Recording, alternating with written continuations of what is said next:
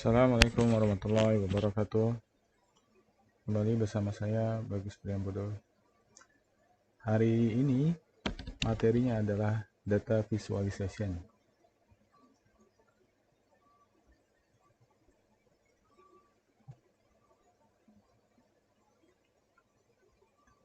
Baik, saya akan menjelaskan proses bagaimana kita melakukan visualisasi. Jadi, sebelum kita melakukan visualisasi, terlebih dahulu kita mengumpulkan data, ya. Jadi, awal itu adalah kita mengumpulkan data atau sourcing data. Data itu bisa banyak sekali ya, bisa dari data yang unstructured, data image, audio, dari berbagai macam data. Selanjutnya data tersebut kita lakukan pre-processing, ya, sehingga menjadi suatu informasi. Ya, di sini kita akan rubah dalam bentuk table kah atau dalam bentuk macam-macam ya, sehingga kita bisa mudah melakukan query dari data tersebut. Ya, seperti kita lihat di sini, setelah kita di sini diilustrasikan dalam bentuk binary, ya artinya sulit, datanya itu masih bentuknya yang orang tidak paham. Kemudian setelah dilakukan pre-processing, dia akan sekarang menjadi data yang lebih manusiawi lah. Akan tetapi karena datanya begitu banyak, kita masih tidak dapat melihat insight, ya, makna dari data tersebut, pola apa yang ada dalam data tersebut. Kemudian kita akan lakukan visualisasi dalam bentuk ya macam-macam ya. Di sini dilakukan dalam bentuk menggunakan graf, ya chart, grafik, ya, atau bisa melakukan macam-macam ya, atau bentuknya diperbesar. Kemudian setelah kita lakukan visualisasi, ya, kita sampaikan kepada readernya ya. Di sini misalkan audiensnya siapa, atau kepada bos, atau kepada supervisor, atau kepada audiens ya. Sehingga mereka mengerti apa makna dari data yang tadi telah kita kumpulkan. Ada data apa, ada tren apa, ada pola apa, seperti itu. Ya. Di sini kita telah summarize. Jadi visualisasi data adalah proses mendapatkan, menginterpretasikan, dan membandingkan data agar ide yang kompleks tadi dapat disampaikan kepada audiens, kepada readers, untuk sebagai fasilitas sebagai tools untuk proses identifikasi dan analisis makna dari sebuah pattern, ya, dari sebuah pola ya. Manfaatnya dalam bisnis, ya, manfaatnya tentu kita dapat menginterpretasi data yang tadi telah dikumpulkan. Kemudian manfaat kedua adalah kita dapat mendeteksi pattern, ya, kita mendeteksi anomali atau pola, anomali atau outlier. Apa itu anomali atau outlier? Anomali atau outlier adalah data yang aneh. Artinya aneh adalah datanya berbeda sendiri dengan data yang lain. Misalnya, kita mengumpulkan data bayi di posyandu umur 1, 2, 3 sampai setahun. Ya, ternyata ada data anak bayi yang beratnya sampai 100 kilo atau 150 kilo. Ini ada dua kemungkinan, datanya rusak atau timbangannya rusak, atau datanya ketuker. Ternyata ini data bayi gajah, bukan bayi manusia, gitu ya. Selanjutnya membuat keputusan, ya, manfaatnya tentu aja setelah membaca dari visual tadi, tentu sudah tahu tuh artinya apa, sehingga kita dapat membuat keputusan berdasarkan informasi yang dijelaskan dari data tadi, dari visualisasi tadi. Nah, di sini ya, Ini sebagai pengantar, kita akan jelaskan visual yang sering digunakan dalam menjelaskan data-data tadi. Di sini ada pie chart, kemudian ada bar chart, kemudian ada line chart, kemudian ada scatter plot, ya, scatter plot, titik-titik-titik ya. Kemudian di sini ada heat map, ada slope graph, ada box plot. Di sini ada histogram, color map, bubble plot ya. Bubble plot ini fungsinya adalah ya karena biasanya untuk yang scatter plot kita hanya menggunakan dua variabel x dan y. Di sini ada 3 variabel, sehingga variabel ketiga divisualkan dalam bentuk size daripada poin-poin ini. Ya, di sini lihat bubble. Kenapa disebut bubble? Karena dia menggambarkan size-nya. Jadi ini size ini melambangkan variabel ketiga. Kemudian ada di sini ada waterfall chart. Di sini ada stack area. Lanjut ya, kita lanjut di sini. Banyak teman-teman ya belum tahu kurang memahami grafik apa yang tepat untuk memvisualkan data sehingga reader itu paham tuh cocok ya. Jadi untuk visualisasi apa yang cocok untuk audiens. Di sini jelaskan satu-satu ya. Di sini ada pertama adalah bar chart. Bar chart bisa vertikal dan horizontal. Kita lihat. Keduanya sama ya. Ya, di sini kita bisa lihat membandingkan antara kategori. Jadi kita gunakan bar chart. Ada single series, ada two series, ada horizontal. Bedanya apa? Bedanya adalah di sini ya. Untuk label dari kategori, untuk yang vertikal ya, itu sempit ya kolomnya nih untuk menjelaskan, sehingga harus disingkat. Nah, apabila label dari kategorinya panjang, banyak orang yang lebih milih menggunakan horizontal karena dia lebih mudah dibaca ya, dia menggunakan.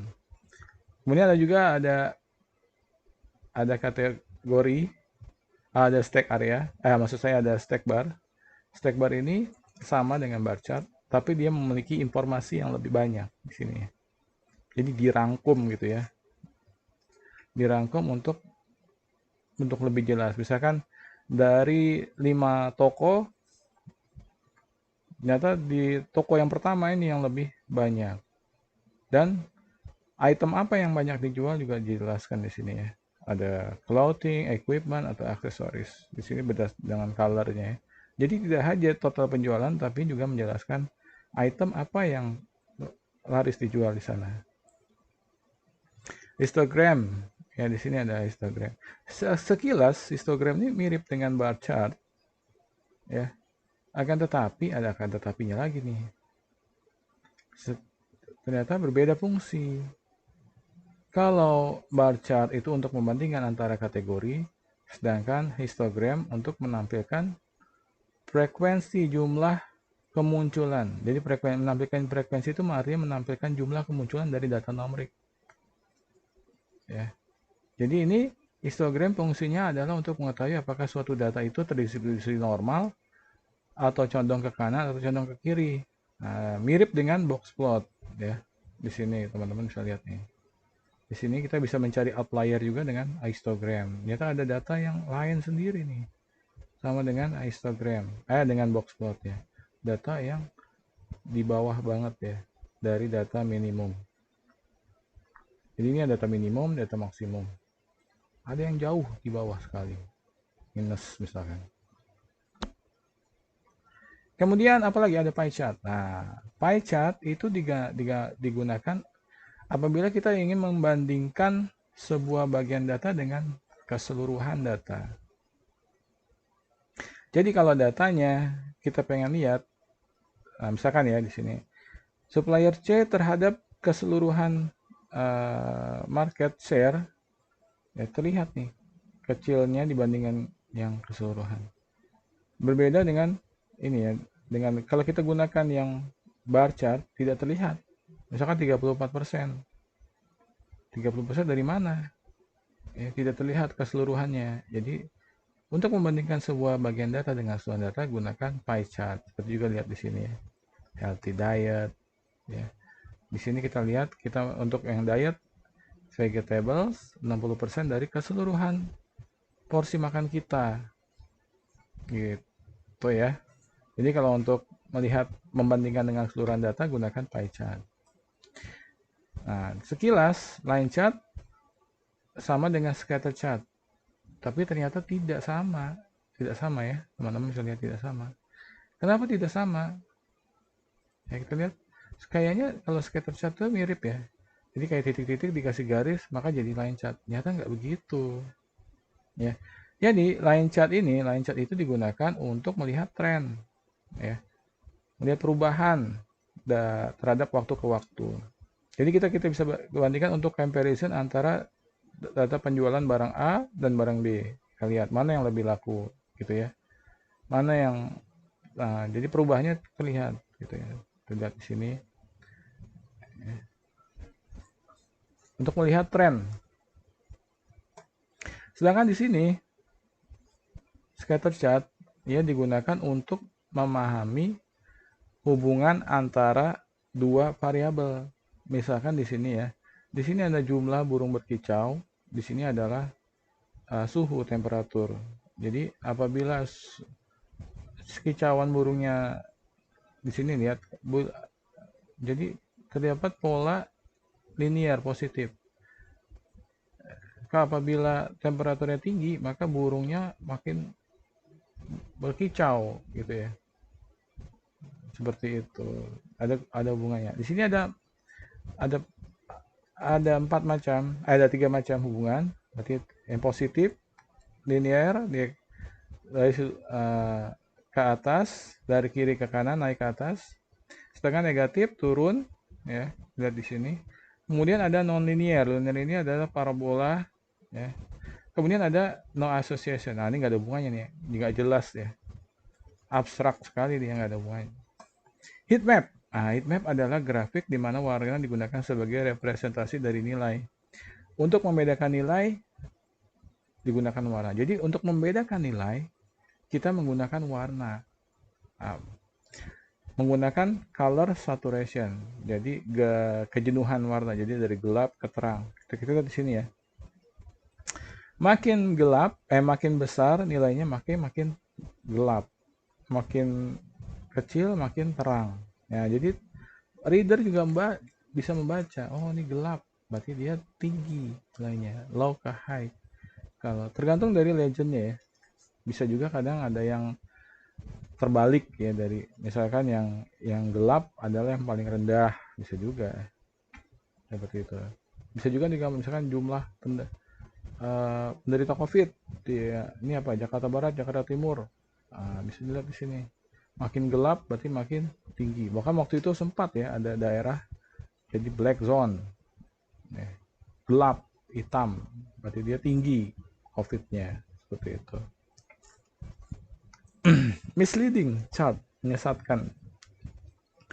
Seperti dilihat di sini, sebenarnya mereka tidak bohong, ya, datanya sama, tapi mereka nggak bohong ya.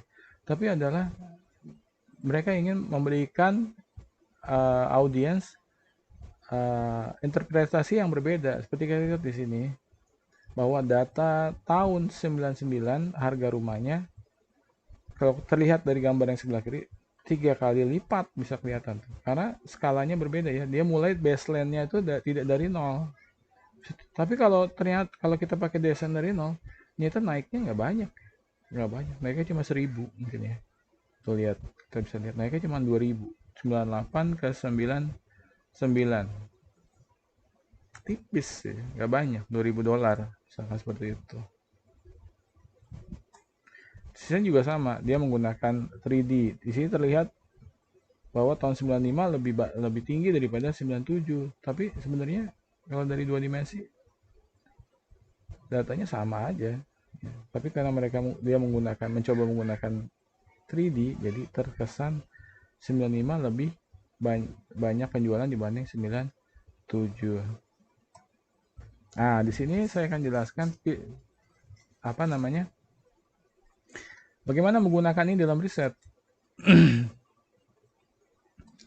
Contohnya dalam klasifikasi. Nah, di sini kita coba teman-teman udah belajar di klasifikasi. Ada conversion matrix ya. Buat teman-teman yang belum paham, klasifikasi adalah bagaimana menetapkan sebuah data termasuk kelas A, B ya, termasuk kelas dari. Di sini ada dua kelas ya, kelas negatif atau kelas positif. Ini kita udah bahas ya, bahwa ini termasuk kelas negatif atau kelas positif. Seperti itu ya. Jadi kalau negatif, diprediksi negatif, maka namanya true negatif. Jika data negatif diprediksi positif, maka dia false positif. Hasilnya kita gunakan di sini adalah heat map. Kita bisa lihat di sini saya menggunakan heat map. Ya. Lihat. Nah, di sini negatif ternyata dia 100% warnanya lebih gelap. Nah, kita lihat kalau saturasi warnanya makin bagus, makin gelap. Ya. Kemudian data yang ini negatif positif, alhamdulillah ya. Dari foto kita nih tidak ada yang terdeteksi narkoba. 0 ya. Kemudian lihat di sini positif negatif ya. Karena di sini ada data positif dideteksi negatif 37% salahnya, dan di sini akurasi ya, akurasi lihat warnanya ya, kita bisa lihat oh di sini paling tinggi ya ini ya. Kemudian kedua ini ya. Jadi lumayan lah akurasinya, sekitar 81% ya. Kemudian dalam periset yang lain saya mencoba untuk mencari relationship antara ruas jalan. Di sini saya akan coba compare antara dua metode, satu pakai korelasi dan satu pakai clustering. Jadi korelasi, seperti kita tahu menggunakan korelasi. Di sini saya jelaskan dengan heat map, dari terang dan dari terang ke gelap. Jadi makin terang dia korelasinya makin tinggi. Lihat di sini gelap ya, makin gelap ya, ini tandanya dia jelek ya, atau bukan jelek, ya korelasinya rendah. Ya makin terang nih korelasinya 773,225 korelasinya oke. Di sini juga 158,355 tuh makin terang. Yang ini 158,386. Nah ini udah makin gelap nih ya, makin gelap nih. Ini oke nih 386 mana 386 mana. Ternyata dia juga karena di sini saya hanya memilih yang lebih dari 0,7. Kita lihat ya di sini. Ini juga gelap ya nih, gelap nggak ada. Ini ada nih, ada nggak? Sini, oh di sini ya ada nih, 158,595 ya, terang nih, terang kelihatan terang. Ini juga ada nih, ini terang lebih terang ya. Karena sini saya hanya batasi hanya yang 0,7. Kemudian saya visualkan dalam peta ya. Terlihat korelasi dengan data ini, jalan mana saja yang memiliki hubungan korelasi tinggi dengan 158,536 ya. Ini ya. Nah, ini data yang merah-merah ini dia korelasinya di bawah 0,7. Datanya orang jalannya dekat tapi tidak memiliki korelasi ya. Clustering. Clustering ini adalah proses mengelompokkan data berdasarkan kemiripan data. Ya, datanya ini ada satu. Misalkan di sini kita bagi 4 ya. Jadi kita kelompokkan berdasarkan similarity ya, kesamaan data, karakteristiknya sama. Kita kelompokkan. Nah, di sini misalkan di sini saya bagi 5, melihat dari elbow curve-nya ini. Harusnya di sini, tapi di sini saya ambil 5. Saya dapatkan ya 5 jalan, 1 ya, itu 2 3 4 5 ya. Jadi ada 6 totalnya, jadi jalan ini masuk dalam yang satu klaster ini ya, adalah satu klaster yang sama. Ini berarti dia sama ya, mirip. Maka saya dapatkan ini ya. Saya dapatkan berbeda hasilnya dengan yang korelasi. Lihat ya. Berbeda hasilnya. Kemudian apalagi? Nah, selanjutnya misalkan ini ya teman-teman udah paham ya, ini adalah prediksi regresi. Di sini saya bilang visualisasi. Ya, di sini aktual data ya. Aktual data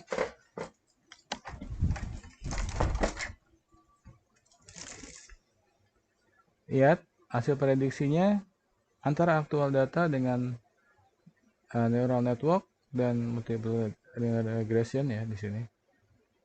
Ya, yang lebih. Kemudian ternyata ini aja tidak cukup ya. Ya, selanjutnya kita gunakan apa?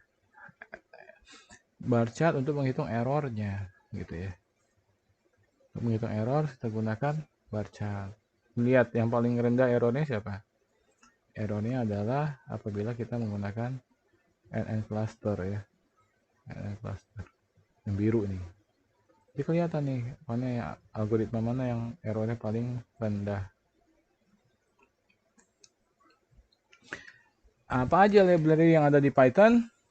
Nah, di sini ada banyak ya. Ada matplotlib, Seaborn, ggplot, ggplot, Bok ya. Teman-teman bisa gunakan, nanti ada di kuliah data visualisasi data visualization.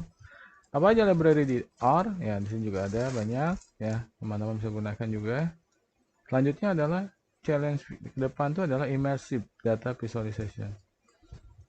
Jadi selain menggunakan data yang tadi, visualisasi yang tadi, kita selanjutnya ada juga yang menggunakan ke depan tuh menggunakan virtual reality. Jadi kita menggunakan apa namanya di sini ya untuk di mata nih namanya Kak. Jadi teman-teman bisa melihat ya, bisa lihat langsung menggunakan kacamata ini Google-nya, seakan-akan kita berada di dalam sebuah data seperti itu ya, sebuah kamar yang berisi data-data, bisa berisi visualisasi dari data ya. Kemudian ada juga augmented. Di sini augmented adalah apabila kita dekatkan gadget kita, lihat akan terlihat ada pattern dari data-data ya, dari benda yang kita dekatkan seperti itu ya. Oke, terima kasih untuk video hari ini. Assalamualaikum warahmatullahi wabarakatuh.